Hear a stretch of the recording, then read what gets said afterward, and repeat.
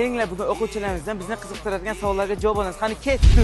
Qalaysizlar, ukalar? Yaxshimisizlar? Ha, yaxshi. Maktabga qaysi ovqatni mazza qilib yeysizlar? Palov. Alo. Sangachi? Manta palov. Osh. Xo'sh. Qalaysan, Islom, yaxshimisan? Sen qaysi ovqat mazza qilib yeysan? Xo'sh, bar hamma osh yaxshi ko'radi. Siz maktabimizdan qaysi ovqatni yaxshi ko'rib yeysiz? Osh. Maktabga qaysi ovqatni mazza qilib yeysizlar? Pizza.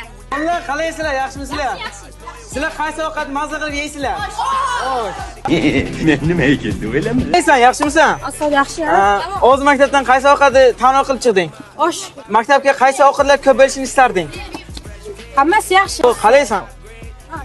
Zo'rmi? O'zi abed boshlandi. Sen qaysi ovqat yeb chiqding? Osh. Qaysi ovqat yeb chiqding? Osh.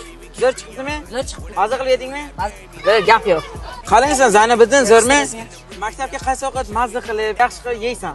Kechirasiz. Gapingizga tushunmadim. Javob qaytarishga boshim qotib qoldi. Osh. Qo'yinglar shuni. Nima keragi bor edi? Menga kerakmidi shu?